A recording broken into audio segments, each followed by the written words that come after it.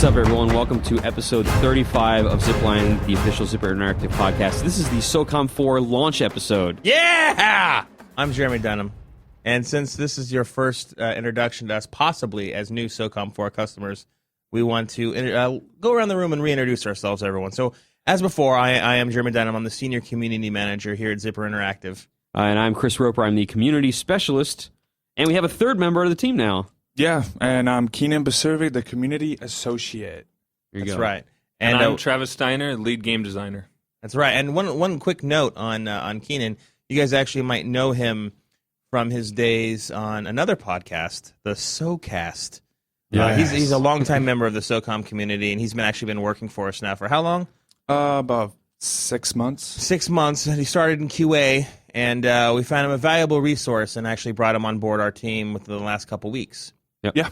So thanks for helping out. And thanks for coming on the show, Travis. Yeah, thanks for having me. The game is finally available for sale. Yeah, It's out finally. there. We don't have to good. hold back on, well, most stuff anyway. Yeah, there aren't any more secrets. There are still some secrets. Outside of the DLC, but whatever. What do you mean? Let's get into the news.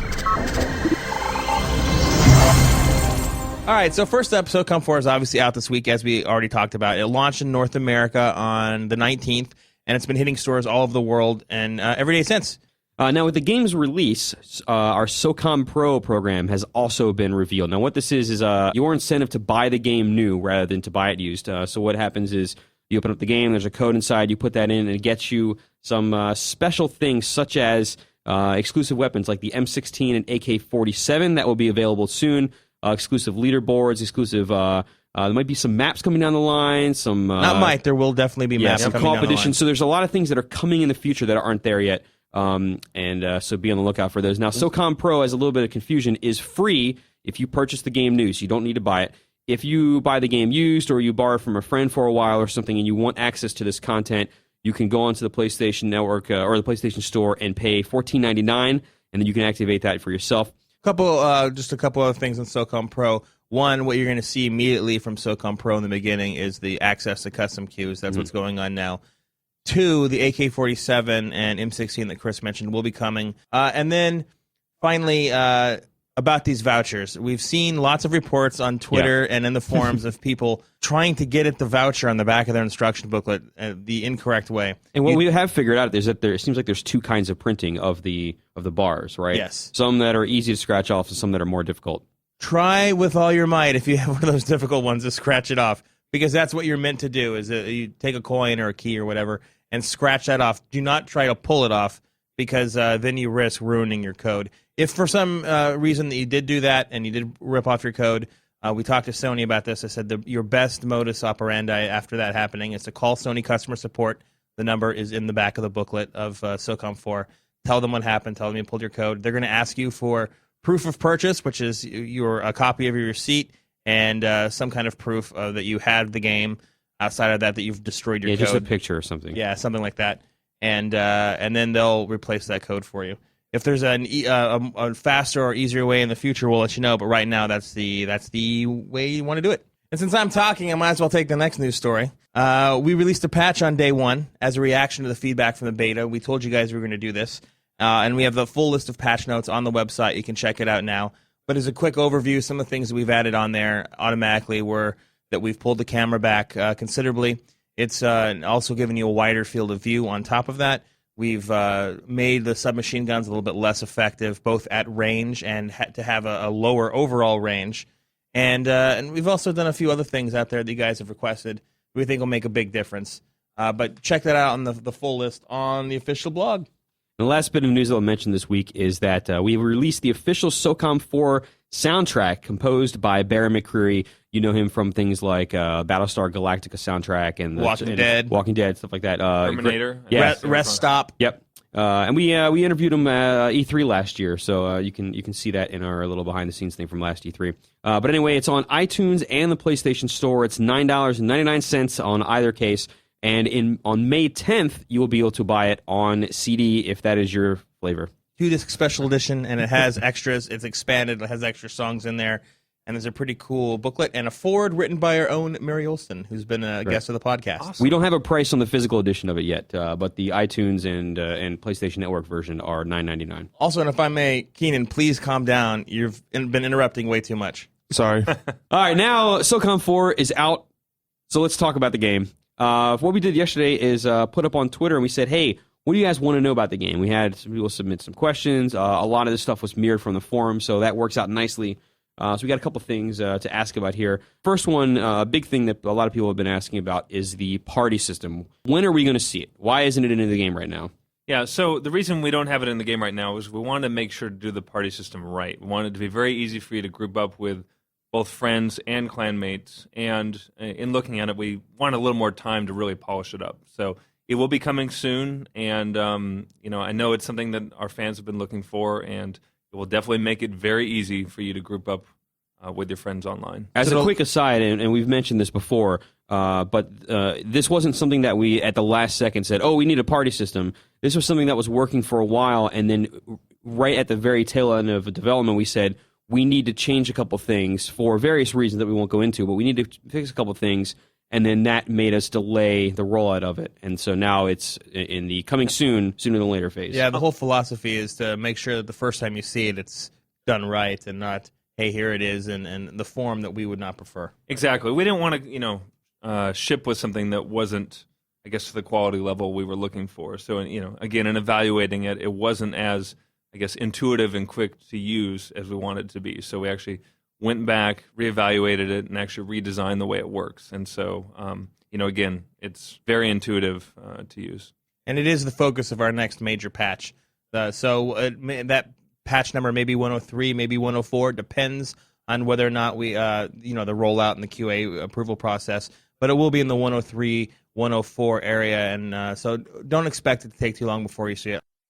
Another question that's come up quite a bit, both on the forums and on Twitter, was talking about the dead zone and giving players higher sensitivity options. Keenan, we've been talking with Seth about this lately. What do you have to report on that? I believe it's going to be increased for a future patch. We just don't have the exact date for that. But right now, as it is, the dead zone, when you kind of look around, it accelerates as you look. So I'm pretty sure there's going to be some tweaks on that, but nothing concrete yet. So if you're unfamiliar with what Keenan used to do before he came here to work for us, he used to be a highly competitive SOCOM player back in the day. Yes. Plays them all religiously, very good at the game. You had, 15 kills in a row or something yesterday when you were playing? I don't know. He's pretty. You haven't lost it. He's that's pretty for sure, good. yeah. He's pretty trying to good, be modest 100%. now. He's like, Yeah. you better be modest. You're wearing the same shirt I am. The difference is now when he kills us, we can go down and give him a hard time. Yeah, that's right. Yeah. Right. Send out emails to see Nobody you're fired likes and me stuff. here Yeah. because I Well, kill as a everybody. competitive player, though, that's a nice edge that we have Yeah. here. Is we can have someone here locally that can then say, this is good for the standard market from my point of view, but here as a hardcore player, some options that I would like to see. And it's a lot better to have a resource like that you can, we can lean on you as opposed to just not only listening to the fans that we hear on the forums, but then have someone actually demonstrate what they think is the best range to illustrate what they're talking about. Yeah, there's definitely a huge difference between hardcore and casuals, the way they approach the game overall. So I would agree. The next thing I want to talk about is the time that it takes to gain levels and weapon mods. This was something that was changed during the rollout of the beta. People were playing it, and then all of a sudden they got pulled back a few levels, and it was taking them longer to gain stuff. Can you talk about why this change was made, and is it going to be adjusted at all anymore in the future? Yeah, so one of the takeaways we had from both the beta as well as, honestly, what we observed at PAX when we were doing showing off the competitive multiplayer there, was that people were both leveling up their character and the weapons too fast. So we went in and adjusted it, and I think, based on the feedback we've heard, maybe we might have adjusted it too much in the direction of making it take too long to level up those things. So I think it's something like, with all core gameplay tuning and particularly with character leveling, it's something where we actually have to analyze the data more and decide whether or not this is just the reaction of some people or whether this is actually the trend that we're observing across all players. And so I think that's something we're looking into more. And if it is something that we find conclusively that this is, across the board, it's just taking way too long, that is something we would seriously look at adjusting. I think it's easier when you're going in the direction of making it quicker to level up as opposed to if we were to change it to take longer. I think that'd be frustrating for players. So I think That's maybe why we erred on the side before coming out of the beta on making it take longer. So again, something we'll look at and just kind of see where the trend is going. Speaking of XP, why don't you gain XP in co-op? That's a question that's come up quite a bit, especially on Twitter when we asked this week. Explain that for folks. Well, the main reason is I think co-op in general shares a lot more in common with single player. For example, the weapon leveling and unlocking is shared between the two. So the main reason is just it has more, I guess, roots in the single player core gameplay mechanics than it does with competitive multiplayer. So XP was something we wanted to really have more for the, I guess, competitive nature of MP, whereas to some degree, I guess, co-op is more immersive. And even though we don't tell a story in co-op, it definitely has more roots based in single player. And because we don't have the XP in single player, that was the main reason we didn't have it in co-op. A lot of people are asking about when Tap to Talk in Classic mode is going to work on the PlayStation Move, because right now you tap that button and it doesn't open the channel. No, that's excellent feedback, and it's something we're looking into. I can't comment on exactly the time frame for that, but that's something we're looking into. But it will be fixed. Yeah, and we've been talking with the UI team about this. Part of the reason that we don't have a time frame yet and any specific patch that's appearing in is because we're doing specific UI work to make sure that it's more effective, in addition to just making it more usable on the input side, also on the visual side. What about things like more control options, things like a lefty or a scout, those control configurations? This is something that's come up definitely out of the beta, and a lot of folks want to know when we're going to see that in the final game. So it's supporting some of those classic control schemes is something we've always wanted to do. Unfortunately, it's one of those things that we got around to, I guess, a little bit later in the process, and by the time we actually started doing tests to hook it up, we found that we needed a lot more code support to actually get the classic controller configs to work, similar to how they used to. I mean, with the setup that we have now, we've tried just simply remapping some of the buttons, but honestly, it didn't really have a strong classic feel because there's a lot of core gameplay mechanics that are just different compared to the old games, whether that's, the D-pad up and down for zooming in and out, or a variety of other things like the way we have the team command system in S4. So it is something we are still looking into and something we'd like to get in there, but it's not something that we can just, I guess, it's not something we could easily stick in the game and have it actually be beneficial. If we're going to do classic control scheme, it needs to be really close to the old controls. And what we were able to come up with before, again, with the existing hooks, was something that was such a hybrid that it really didn't feel classic. So it's something we're still looking into. I have high hopes that we'll be able to do it, but it's going to take a little more work, I guess, than we originally planned. Yeah, I mean, just based on all the conversations I've had, I'd say if we were one of those Magic 8 balls, the outlook is good. Yeah. Another issue that some folks wanted a comment on was late spawning into classic games. Essentially, if you had survived the previous round, sometimes you come in up to, 60 seconds or so late, and it won't do. Yeah. That's something, again, I mean, it's kind of my standard response for all these things, but again, there's a number of issues that obviously, like any online game, now that it's actually launched, there's things that we're seeing now that maybe hadn't crept up earlier on. I mean, I think that there's even some other spawning issues that we're looking into in addition to that, and, occasionally some other network hiccups here and there. So in general, we have a team dedicated to finding and addressing these various online issues. And in fact, that is our number one problem-solving issue right now, is to find out what is causing that and fixing it. So I don't anticipate that happening for too much longer. We've got a lot of people looking into it. And the good news about that, at least, is it doesn't happen every time. It seems to be an intermittent issue, not 100% guaranteed. So definitely want to fix it, but at least it doesn't happen every time, which is good. Something else, too, just related to spawning that we've been interested in looking into more is also evaluating the spawning locations for the frontline spawns, some of the maps, looking at some of the feedback on the forums. I know, I think Rush Hour in particular is a map where that's something we need to take a look at in terms of those forward spawn. And if you're unfamiliar with which map Rush Hour is, that's the one that takes place on the destroyed freeway area. It has lots of cars everywhere. And for those of you that just hit the Let's Play button. Yeah.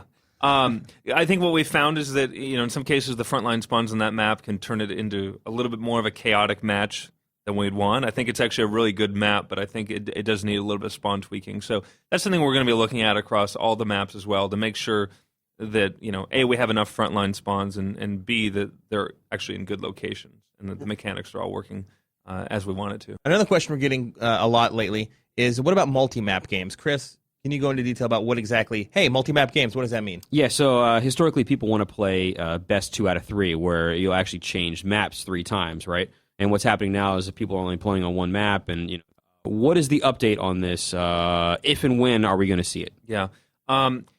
Just to be honest, I think where this ranks priority-wise compared to some of the other things that we're looking to do is it's a little lower on the list, right? Number one, things, the top items that we want to fix are, again, any network issues, like you mentioned, some of the spawning issues and things like that.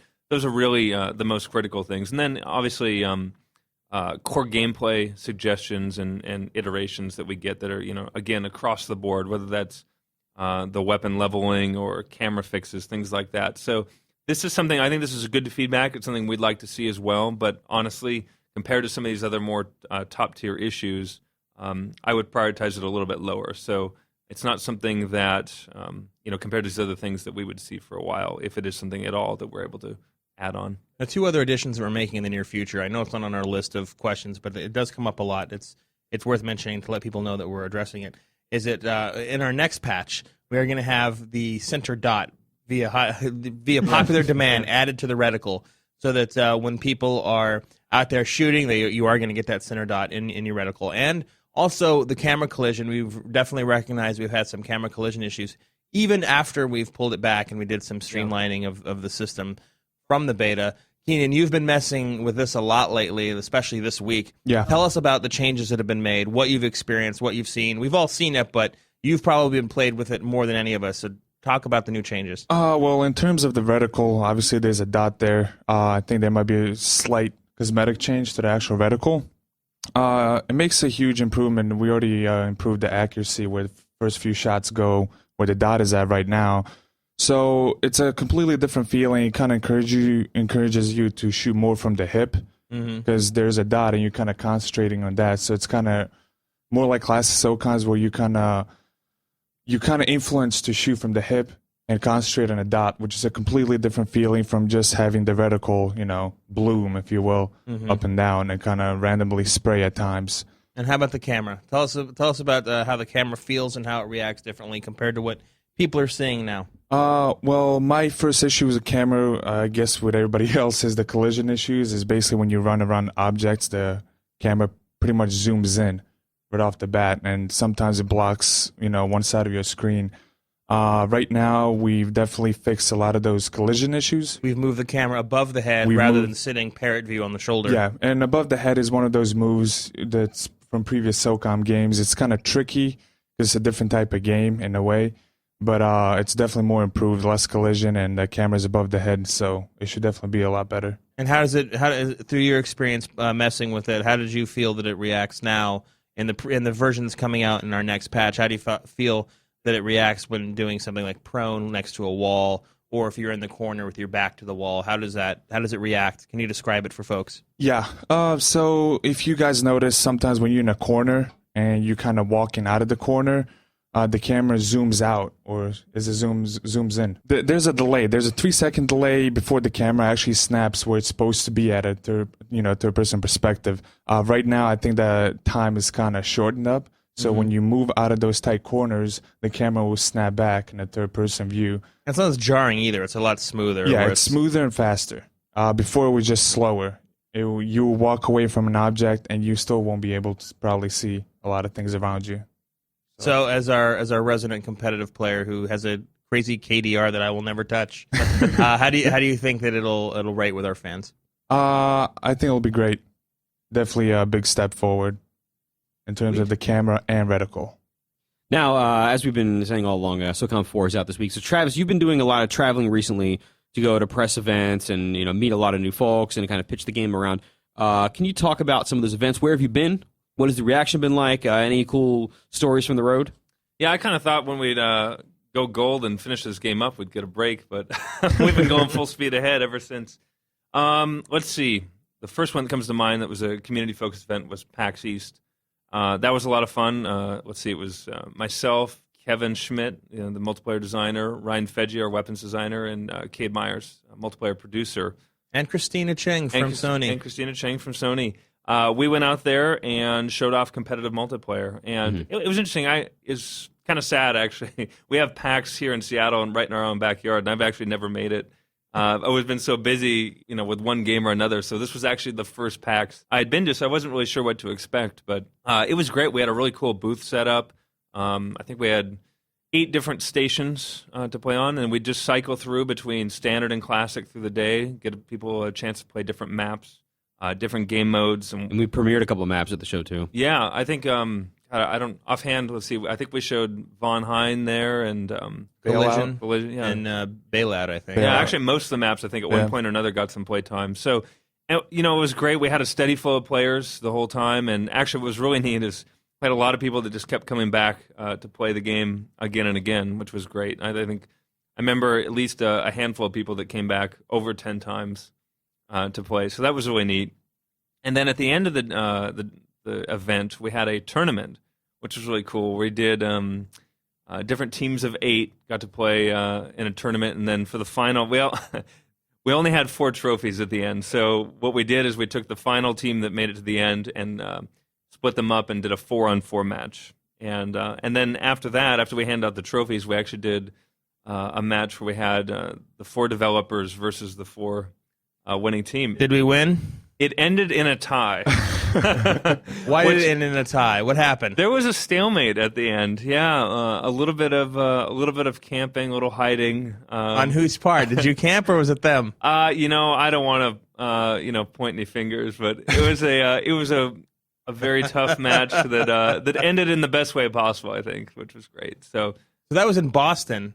But then you've been in other continents recently. Where did you head after Boston? Yeah, so we had a big European press tour, actually 5 countries in 5 days, which sounded really cool at first. You're thinking, oh man, it's great, I'm going to see all these places. But really what it mostly entailed was wake up in the morning, go to the event, talk for 4 hours, get on a plane, go to the next event. And so it was really cool. It was interesting to see both media and SOCOM fans from other parts of the world, because it was a combination of the two. We had community members that came in. It was great to see. It was funny because, a lot of the same feedback that we got from them was the same feedback we got from the U.S. players as well. So I think that validates a lot of it. A lot of people asking about the camera and other things that came up in the beta. So it was fairly consistent feedback. And what countries did you hit? So let's see. Started in Spain, so went to Madrid, then went to Italy, went to Milan, Italy, then to Munich, Germany, then to Paris, France, and then to London. Nice. So yeah, it was really cool event to take part in. It was pretty exhausting, but it was neat, and it was funny. By the end of it, we held up pretty well. It was actually myself and then a technical producer from Sony, Alex, and we held up well. But then at the London event, things just started to tank, and I think by about the final hour, I lost my voice and I couldn't even talk anymore, just because we had been talking, I think, pretty much nonstop for 5 days straight. So it was hard to get out the SOCOM experience in the final interview, but I did my best. And you were telling us earlier, actually, that you went back and watched an old SOCOM 3 interview with yourself. Yeah, let me give you a little history on the SOCOM experience, if you will, because this was actually it wasn't until the forums lit up that I even knew that you said that I had this very interesting way of saying it. So I had assumed that it was a phenomenon that would just happen, as I got tired through the course of interviews. Because you go to these events, and it's not like you do just a couple interviews. A lot of times it's like, talk again for hours straight. I'm sure you guys have seen me saying the same bullet points on every video, going through the same one-liners. And so I had just assumed that maybe, kind of as an event goes on, I start to not pronounce words as well as maybe I did at the start. So that's what I was hoping anyway. So I was, now that we have a little time on our hands, now that the game's wrapped up, I was going through just some old videos and mementos from prior SOCOM games, and I came across an interview I'd done also in Europe. And, within a few minutes watching it, I was mortified to see that even the SOCOM experience was alive and well back in 2005. So. At least you keep it at experience, and the game doesn't say something like ERXP. Yeah. Well, I actually, this has actually worked out well for me because now I have kind of a nice one-line, and you have a tagline. A tagline. So I'm pretty excited about it. I know the fans are excited about it. So hopefully it's something we'll keep going in the future. You're the lead designer for SOCOM 4. What do you walk away with most proud about the game?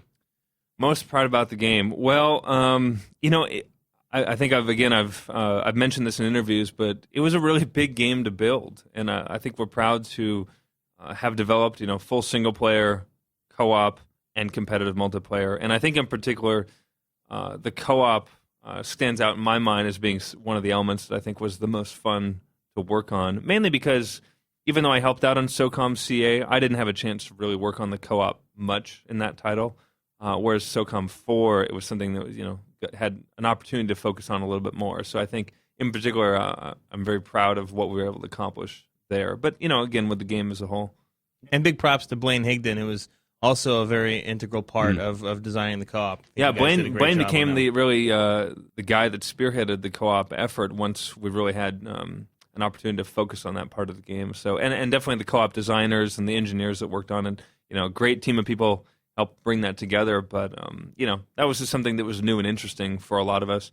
I think also, there's a number of other technical challenges that we undertook on the game, mainly, making a game that supports 3 different control schemes, because really, you got the DualShock, you got the sharpshooter, and the move, and some people may put the move and the sharpshooter in the same category, but really they're different, because we tuned the game uniquely for each one. So that was the first time I've ever worked on a game that even supported more than one control scheme, let alone 3. And that, that was a big undertaking. And I think that based on the response we've gotten from people using the move and the sharpshooter and actually seeing a lot of comments on it, I think it worked out really well.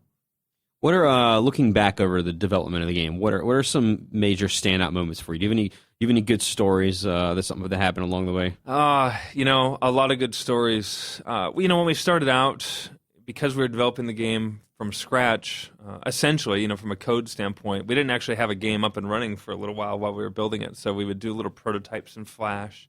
We'd do little prototypes on, how the AI movement would work and things like that. So that was fun. In terms of other just memories, I remember the first time we had competitive MP up and running. That was really fun. We had this map that actually I had started. I'll be the guilty party. One day, I missed actually being hands-on with some of the level design, so I designed a map that we call Hilltop, infamously here in the office. And for whatever, I don't know how it happened. When we started playing Hilltop, it was a blast. Maybe it was because just the first time we had MP up and running.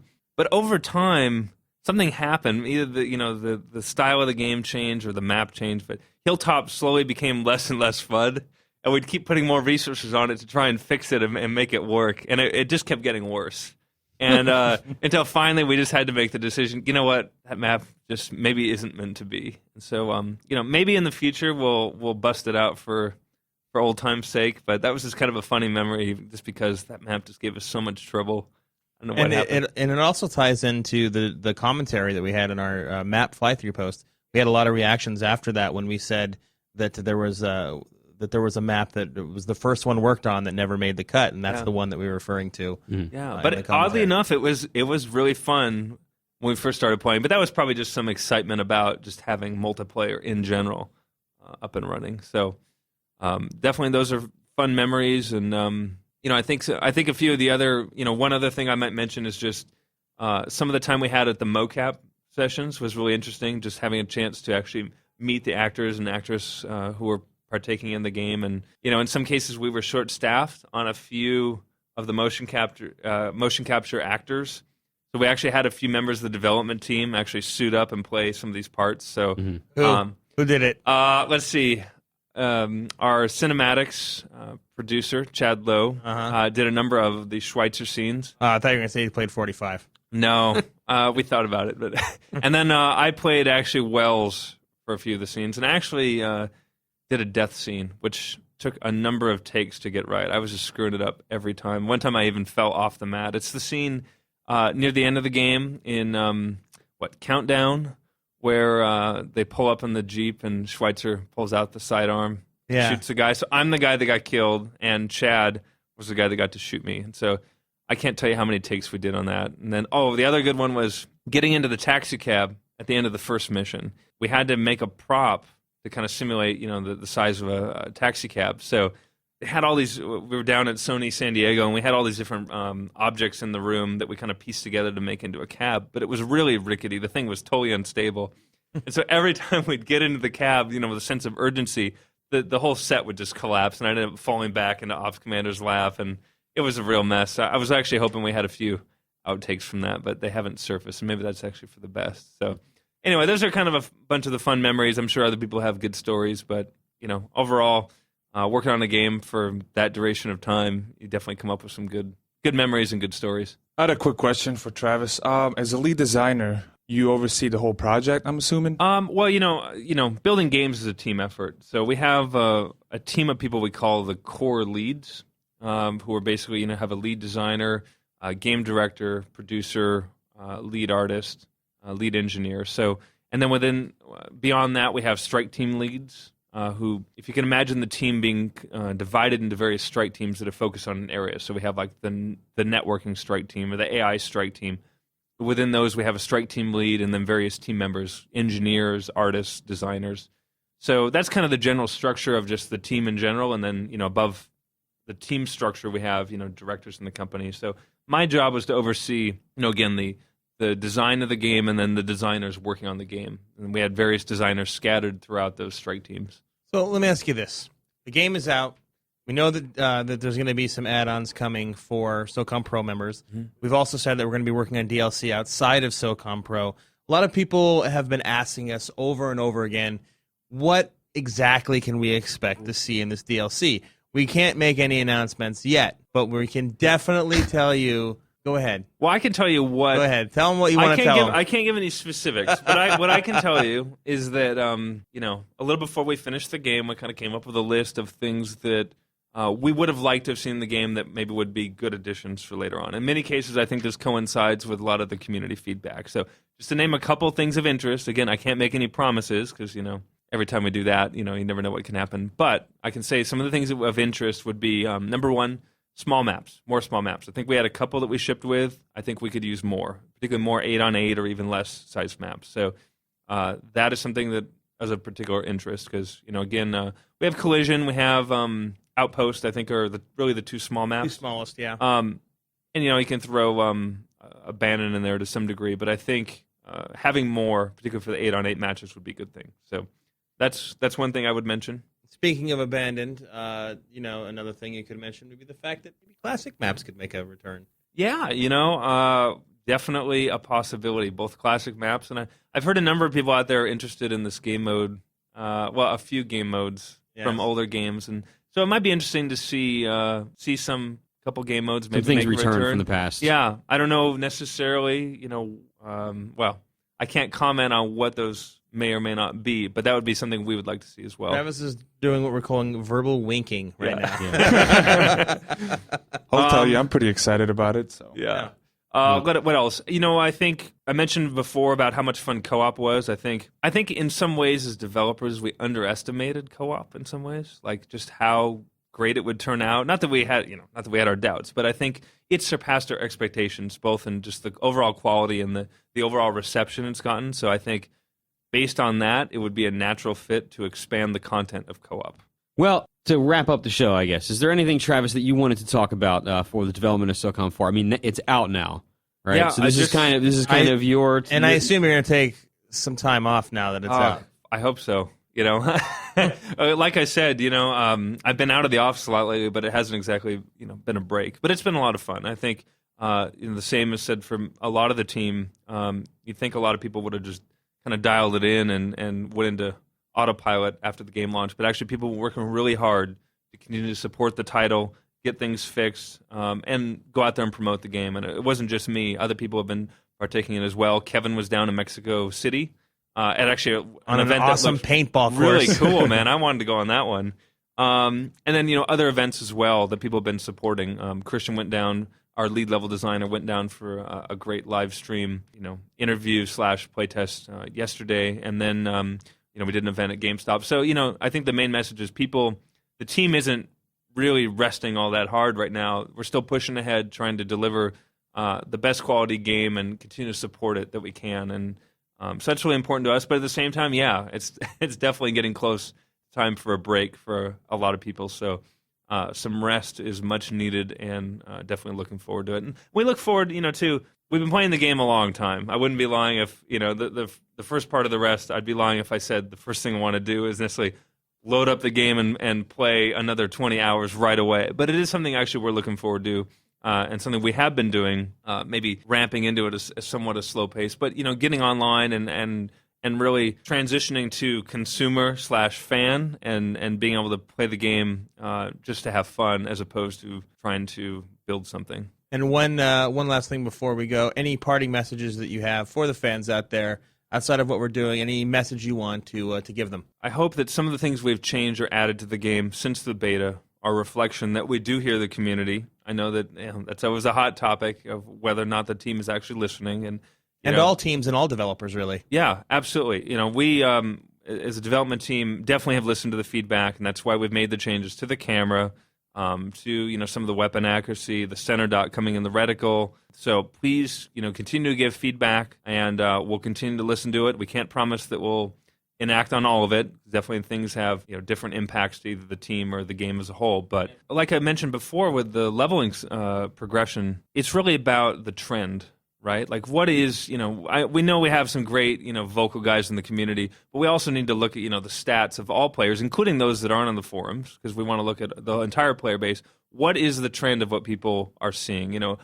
Are we seeing that people are getting, spawn camped over and over on a particular map? Or are we seeing that people just aren't using a particular gun? And then, of course, taking a collection of the vocal feedback when it comes to things that we can't gather data on, like, what does the camera feel like? Yeah. Things like things that aren't in the game. Yeah. So I think where we see a trend, if it's something that is really common across the board, those are the things we take most seriously, and then we evaluate to see what it actually would cost to, from a time standpoint and work standpoint to get that into the game. So, it's something where we definitely see everything, but then we have to, I guess, leverage the help of you guys here, the community managers, to really assess whether this is something that's a widespread issue that we need to deal with. And I think that's worked out well so far, certainly with addressing some of these beta issues. And with that, we have come to the close of our show. Thank you very much, Travis, for joining us and talking to everybody on this, the week of our launch. Our next show is actually not going to have a specific date, because now that the game is out, we're going to be changing how often the show shows up a little bit. Basically on a as-needed basis versus a specific regular basis. When we have stuff to talk about, we'll record something. Exactly. And also, so, it's our usual goodbye. If you want to find us on the SOCOM or mag.com forums, yes, we still support that game as well. In fact, we recently updated the Q bonuses in that game. Right. If you can find us under my username, which is ZPR_Dunham_Smash. And mine is ZPR_Roper. I've seen people, and this is confusing to me, they'll send me a message that has my last name in the title, but think I'm you. Yeah, vice versa. Yeah. I run the same thing. I get things like, hey, Chris. Or have you ever gotten one where it's not you or I, it's just somebody that's made up? I've had people come and say, hey, Jeff, like associating me with the puppeteer Jeff Dunham. Oh, there you go. Anyway.